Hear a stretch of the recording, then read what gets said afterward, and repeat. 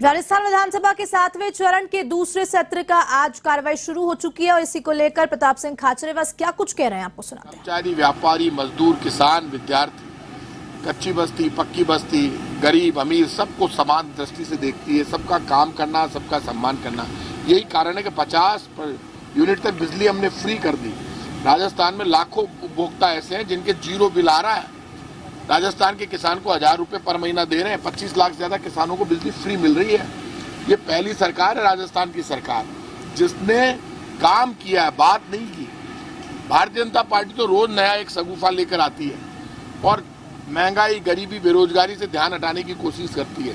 BJP को ना तो गोमाता से मतलब है, ना कोई जनता से मतलब है, ना महंगाई से, ना गरीबी से, ना बेरोजगारी से, ना भुखमरी से। बीजेपी का तो एजेंडा वोट है और पॉलिटिकल इंटरेस्ट के लिए बीजेपी बार बार एक नया मैसेज देती है। आप मुझे ये बताइए, हिंदुस्तान में चीते लाकर छोड़ दिए, गायें मर रही थी, गायों को बचाने के लिए तो कोई उत्सव नहीं मनाया। गौ माता को बचाने के लिए जितना अभियान चीतों को दिखाया गया, उतना यदि उनकी सेवा का दिखाया जाता गायों की, तो आज गौ माता इतने संकट में नहीं आती, पूरा देश खड़ा हो जाता।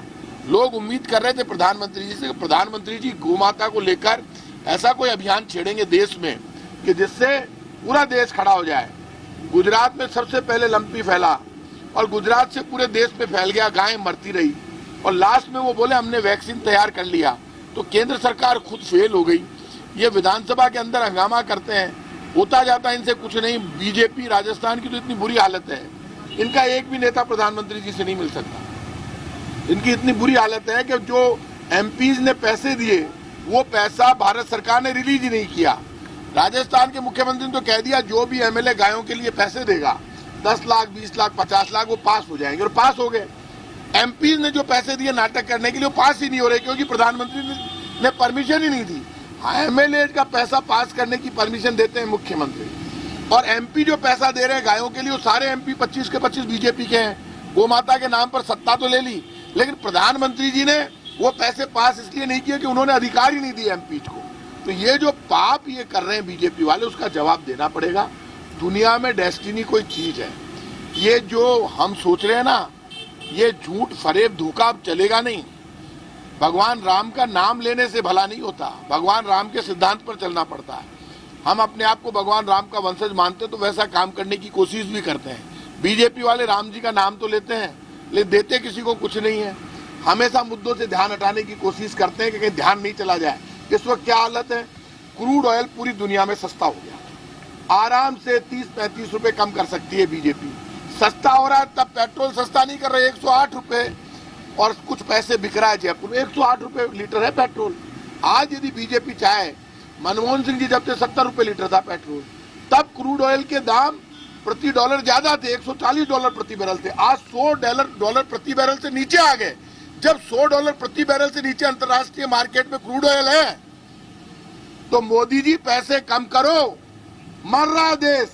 हर 1 घंटे में 4 आदमी आत्महत्या कर रहे हैं भारत में, महंगाई से, गरीबी से, भुखमरी से, बेरोजगारी से। आप कर क्या रहे हैं? जनता की सुनने वाला कोई नहीं है। 15 लाख दे दूंगा, अच्छे दिन लेकर आऊंगा, सारे देश में नोटबंदी के बाद 50 दिन में ऐसा देश सुधरेगा, याद रखेंगे, काला धन आ जाएगा, 2 करोड़ लोगों को हर साल रोजगार मिलेगा।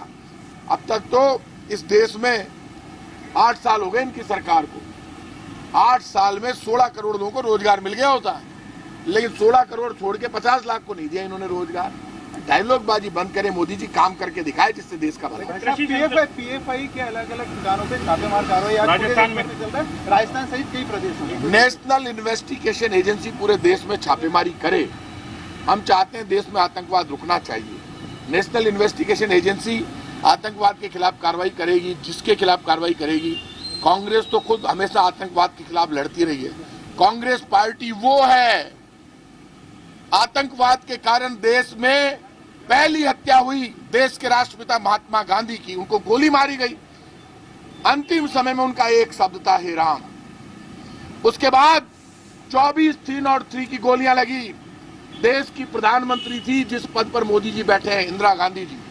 इंदिरा गांधी जी के 24 3 और 3 की गोलियां लगी, आतंकवादियों ने मारी। उसके बाद आतंकवादियों ने देश के प्रधानमंत्री रहे, राजीव गांधी जी को बम से उड़ा दिया। उसके बाद कांग्रेस के मुख्यमंत्री रहे सरदार बेअंत सिंह को बम से उड़ा दिया। आतंकवाद से कांग्रेस लड़ती है। कांग्रेस के नेताओं की हत्या आतंकवादी करते हैं। आतंकवाद के खिलाफ देश में अभियान कांग्रेस चलाती है, लड़ती है, मरती है। यदि ईमानदारी से आतंकवाद के खिलाफ ये अभियान चलाए तो कोई दिक्कत नहीं है, लेकिन सिर्फ आप कोई कार्रवाई करोगे आतंकवादी के खिलाफ, देश के खिलाफ कोई गतिविधि चलती है तो हम आपके साथ हैं, लेकिन आप सिर्फ महंगाई, गरीबी, बेरोजगारी से ध्यान हटाने के लिए ये काम मत करना। क्योंकि बीजेपी जब भी ED, income tax, CBI, NIA को लाती है तो देश में एक चर्चा चालू हो जाती है, गरीबी से ध्यान हट गया, आटे दाल चावल की महंगाई से ध्यान हट गया, नमक की महंगाई, दही छाछ की महंगाई, मुरमुरे, सब पर टैक्स लगा के अचानक ये कार्रवाई ऐसी चालू कर देती है। तो आप कार्रवाई करो तो ईमानदारी से करना, सिर्फ महंगाई, गरीबी, बेरोजगारी से ध्यान हटाने के लिए मत करना। पीएफआई क्या आतंकवादी संगठन मानते हैं आप? पीएफआई कहीं है, आप बता दो पहले तो। Popular front of India. Popular front of India क्या है? कोई भी संगठन हो, पीएफआई हो, ईएफआई हो, सीएफआई हो, हमें कोई मतलब नहीं किसी संगठन से। यदि देश विरोधी कोई संगठन है, ऐसा लगता है, उसके खिलाफ कार्रवाई होनी चाहिए, लेकिन कार्रवाई में ईमानदारी भी नजर आनी चाहिए। कहीं आप आटे दाल चावल की महंगाई से ध्यान हटाने के लिए, गायें मर रही है, कोई गायों की गौमाता का मुद्दा नहीं बनाए, इन मौतों से ध्यान हटाने के लिए आप यदि कार्रवाई कर रहे हैं तो आप पापी हैं। मुख्यमंत्री जी राष्ट्रीय अध्यक्ष का लिए नामांकन कर चुके हैं, लेकिन सवाल यही उठ रहा है, दिग्विजय सिंह ने भी ट्वीट करा है कि उदयपुर में जो आपकी सभा हुई थी बड़ी, उसमें एक व्यक्ति एक पद का सिद्धांत रखा गया था, तो क्या कांग्रेस से संभव है मुख्यमंत्री रहते हुए? एक बात आप ध्यान रखना, ये मेरा व्यक्तिगत विचार है। मैं राजस्थान सरकार का एक विधायक हूँ, मिनिस्टर हूँ और जयपुर का जिलाध्यक्ष। कांग्रेस पार्टी डेमोक्रेटिक पार्टी है।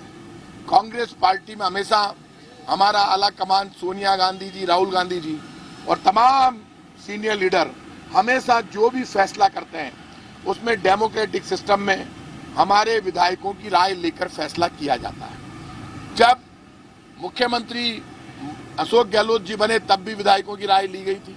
समय समय पर कांग्रेस की नेता सोनिया गांधी जी डेमोक्रेसी को महत्व देती है। यही कारण है सोनिया गांधी जी ने, राहुल गांधी जी ने ये कहा कि राष्ट्रीय अध्यक्ष का चुनाव डेमोक्रेटिक सिस्टम में कोई भी लड़ सकता है, किसी को मनाही तोड़ना है, कोई भी लड़ सकता है, खुला चुनाव है। इससे ज्यादा क्या कह सकते हैं। रही बात 2 पदों की, इस वक्त राजस्थान की सरकार सक्सेस है। ये टाइम ऐसा चल रहा है जब 3.25 साल में सिर्फ 1.25 साल चुनाव के बचे हैं। जब हम ये कहते हैं गहलोत सरकार की ये योजना, ये योजना, ये योजना, ये योजना, तो जब हम चुनाव लड़ने जाएंगे तो नाम तो अशोक गहलोत का ही लेंगे, क्योंकि सारी योजना अशोक गहलोत की है। तो इस वक्त ये चर्चा कहीं नहीं आ रही है कि अभी मुख्यमंत्री पद को लेकर क्या होगा। चर्चा सिर्फ ये है कि राष्ट्रीय अध्यक्ष कौन बनेगा, तो राष्ट्रीय अध्यक्ष बन जाने दीजिए, उसके बाद ये सब तय होगा। क्योंकि सोनिया गांधी जी, राहुल गांधी जी और आला कमान हमेशा डेमोक्रेटिक सिस्टम में विधायकों की राय को, कार्यकर्ताओं की राय को महत्व देता है। ऐसे में राजस्थान में आप जानते हैं, राजस्थान की सरकार मोदी सरकार के आंख की किरकिरी है। वो जिस तरह महाराष्ट्र में किया वैसे राजस्थान में करना चाहते हैं। राजस्थान में बीजेपी बार बार कोशिश करती है, बीजेपी वाले डायलॉग देते हैं कि हम राजस्थान से बड़ी तकलीफ है उनको, इसलिए बीजेपी को कोई मौका नहीं मिले और राजस्थान की सरकार मजबूती से दोबारा वापस लौट कर आए। 2023 के चुनाव में ऐसी तैयारी हमारी है, क्योंकि हर उपचुनाव हम जीत गए, नगर पालिका, नगर निगम, पंचायत हम जीत गए। तो आज इस बात को लेकर कोई झंझट नहीं है कांग्रेस में। झंझट क्रिएट किया जा रहा है राजस्थान को कमजोर करके, मीडिया में इस तरह से माहौल बनाया जा रहा है। मैं मीडिया के लोगों का सम्मान कर रहा हूँ। इस वक्त तो राष्ट्रीय अध्यक्ष का डिस्कस चालू हुआ, अब राष्ट्रीय अध्यक्ष कौन बनेगा ये क्लियर हो जाए, उसके बाद ये सब बात होगी। इसलिए मैं कह सकता हूँ कि 2 पद किसके पास रहे नहीं रहे ये कोई बहुत बड़ा मुद्दा नहीं है। 2 पद आज तक रहते आए हैं, कोई बहुत बड़ा इश्यू नहीं है, और रहेंगे नहीं रहेंगे ये आला कमान तय करेगा और राजस्थान के हित में तय करेगा। केसीआर, वाईएसआर